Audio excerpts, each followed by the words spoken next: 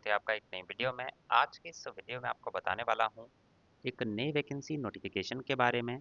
इस vacancy notification इस सरकारी भर्ती के नोटिफिकेशन की पूरी जानकारी के लिए इस वीडियो में अंत तक बने रहिएगा। चैनल पे नए हैं तो चैनल को आज ही सब्सक्राइब कर लें और बेल आइकन भी प्रेस कर दें ताकि इस तरह की जो वैकेंसीज आपकी जारी होती हैं ऑल इंडिया गवर्नमेंट जॉब्स की, उनकी जो अपडेट्स हैं, उनकी जो इन्फॉर्मेशन है वो सबसे पहले आप तक पहुंच सके।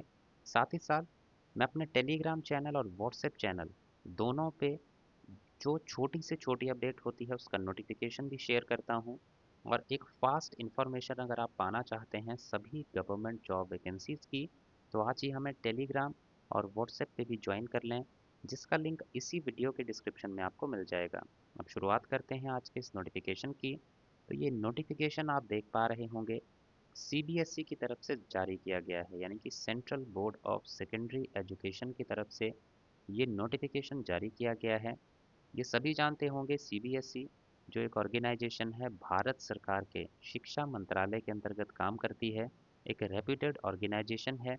और इसके लिए काफ़ी कैंडिडेट्स जो है तैयारी करते हैं, काफ़ी कैंडिडेट वेट करते हैं इनकी नोटिफिकेशन का। तो फाइनली यहाँ पे डायरेक्ट रिक्रूटमेंट का एक नोटिफिकेशन जारी हो चुका है। जो रेगुलर भर्तियाँ होंगी आपकी, जो परमानेंट जॉब्स रहेंगी, सरकारी जॉब रहेगी और सेंट्रल गवर्नमेंट के अंडर होगी। तो यहाँ पे 3 टाइप की पोस्ट निकाली गई हैं, ग्रुप ए, ग्रुप बी और ग्रुप सी की। तो हर टाइप की वैकेंसी है हर कैंडिडेट के लिए। तो अब बात करते हैं कौन कौन सी पोस्ट यहाँ पे जारी की गई हैं। तो यहाँ पे ग्रुप ए की बात करें तो ग्रुप ए में वैकेंसीज हैं assistant secretary, assistant professor and assistant director की। इसके बाद है आपकी assistant professor and assistant director की जो वैकेंसी है, ये है एकेडमिक्स में, ट्रेनिंग में, स्किल एजुकेशन में। और इसके बाद नेक्स्ट पोस्ट है अकाउंट्स ऑफिसर की। अब नेक्स्ट जो पोस्ट है वो है ग्रुप बी में। तो ग्रुप बी में पोस्ट निकली है superintendent, junior translation officer. Group C में वैकेंसीज निकली हैं जूनियर अकाउंटेंट और जूनियर असिस्टेंट की। तो इस तरह से ये डिफरेंट डिफरेंट वैकेंसीज हैं ऑल ओवर इंडिया के। ये जहाँ से भी आप बिलोंग करते हैं सभी कैंडिडेट इस एप्लीकेशन फॉर्म को भर पाएंगे और हर किसी कैटेगरी के अंडर यहाँ पे वैकेंसीज निकली हुई हैं। अब बात करें यहाँ पे आपकी एज लिमिट की, तो एज जो है आपकी असिस्टेंट सेक्रेटरी के लिए 35 साल से ज़्यादा नहीं होनी चाहिए, assistant professor and assistant director के लिए 30 साल से ज़्यादा नहीं होनी चाहिए, अकाउंट्स ऑफिसर के लिए 35 साल से ज़्यादा नहीं, आपकी सुपरिंटेंडेंट जूनियर ट्रांसलेशन ऑफिसर के लिए 30 साल एज लिमिट रखी गई है और जूनियर अकाउंटेंट जूनियर असिस्टेंट के लिए 27 साल एज लिमिट यहाँ पे रखी गई है। तो इस तरह से आपका जो एज क्राइटेरिया है यहाँ पर रहने वाला है।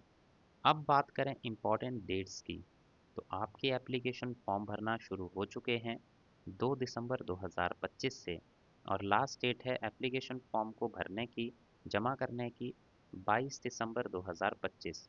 तो 22 दिसंबर तक आप इन एप्लीकेशन फॉर्म को भर सकते हैं। इसके बाद यहाँ पे बात करें क्वालिफ़िकेशन क्या होनी चाहिए, कितनी पढ़ाई आपने किस पोस्ट के लिए की होनी चाहिए। तो यहाँ पे सबसे पहले बात करें असिस्टेंट सेक्रेटरी की, तो इसके लिए आपने बैचलर्स डिग्री किया होना चाहिए। और इसके नेक्स्ट पोस्ट है असिस्टेंट प्रोफेसर। तो इससे पहले असिस्टेंट सेक्रेटरी की जो पोस्ट है, तो इसके लिए सिर्फ अगर आपने ग्रेजुएशन किया हुआ है तो आप एप्लीकेशन फॉर्म भर सकते हैं। नेक्स्ट है assistant professor and assistant director.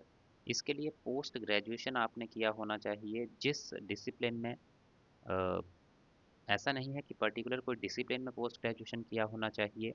Post graduation किसी भी सब्जेक्ट में किया है तो आप यहाँ पे एलिजिबल हैं। साथ ही साथ यहाँ बताया गया है कि जो पोस्ट ग्रेजुएशन आपने किया है उसमें 55% मार्क्स जो हैं आपके होने चाहिए, तभी आप यहाँ पे एप्लीकेशन फॉर्म भर पाएंगे।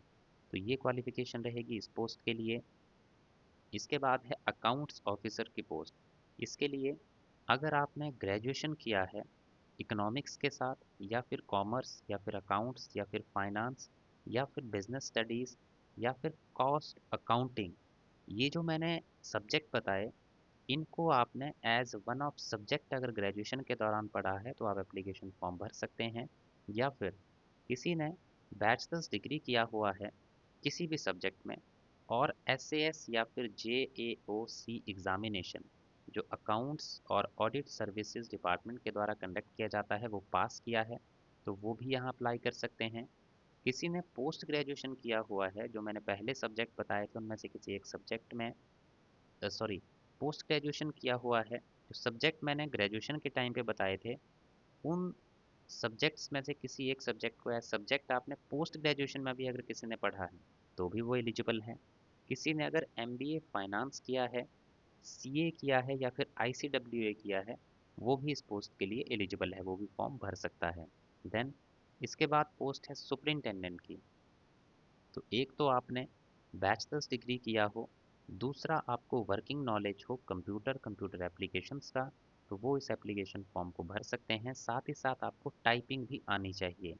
इसके बाद जूनियर ट्रांसलेशन ऑफिसर, तो इसके लिए आपने या तो मास्टर्स डिग्री किया होना चाहिए हिंदी में, और अगर हिंदी में किया है तो इंग्लिश एज कंपलसरी या इलेक्टिव सब्जेक्ट या मीडियम ऑफ एग्जामिनेशन पढ़ा होना चाहिए। या फिर किसी ने इंग्लिश में किया है तो हिंदी के लिए सेम क्राइटेरिया रहेगा। तो इस तरह से ये क्राइटेरिया रहेगा इस पोस्ट के लिए। और आपके पास साथ ही साथ डिप्लोमा या सर्टिफिकेट कोर्स होना चाहिए ट्रांसलेशन का, या फिर 3 साल का ट्रांसलेशन वर्क का एक्सपीरियंस होना चाहिए। दोनों में से एक चीज़ आपके पास होनी चाहिए। इसके बाद जूनियर अकाउंटेंट की जो पोस्ट है उसके लिए आप 12th पास होने चाहिए। साथ ही साथ आपने जो है 12th क्लास में एक सब्जेक्ट पढ़ा होना चाहिए इनमें से कोई एक। अब कौन कौन से सब्जेक्ट हैं? Accountancy, business studies, economics, commerce, entrepreneurship, finance, business administration, taxation, cost accounting, और साथ ही साथ आपको टाइपिंग भी आनी चाहिए। इसके बाद लास्ट पोस्ट है जूनियर असिस्टेंट की। इसके लिए आप 12th पास होने चाहिए और आपको टाइपिंग आनी चाहिए, और तो आप जो हैं इस पोस्ट के लिए एप्लीकेशन फॉर्म भर पाएंगे। अब यहाँ पे बात करते हैं एग्जामिनेशन फीस की।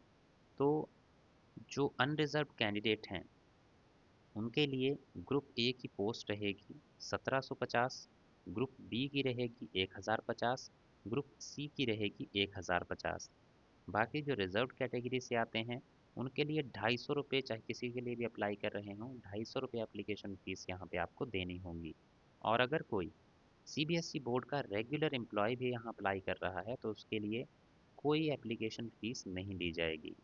तो इस तरह से अब बात करें इसमें एप्लीकेशन फॉर्म कैसे भरना है, तो सीबीएसई की वेबसाइट पे जाके आपको अप्लाई करना होगा, या फिर इसका डायरेक्ट लिंक मैंने टेलीग्राम पे शेयर किया है, वहाँ पे जाके आप उस लिंक पे क्लिक करके इस एप्लीकेशन फॉर्म को भर सकते हैं। तो यही था गाइस आज की इस वीडियो में। आई होप आपको जानकारी अच्छी लगी होगी। वीडियो अच्छा लगा है तो लाइक ज़रूर करें, शेयर ज़रूर करें अपने दोस्तों के साथ, और इसी तरह की जानकारी आगे भी पाने के लिए चैनल को आज ही सब्सक्राइब कर लें और बेल आइकन भी प्रेस कर दें। So thank you guys for watching this video. मिलेंगे इसी तरह की नेक्स्ट वीडियोस में।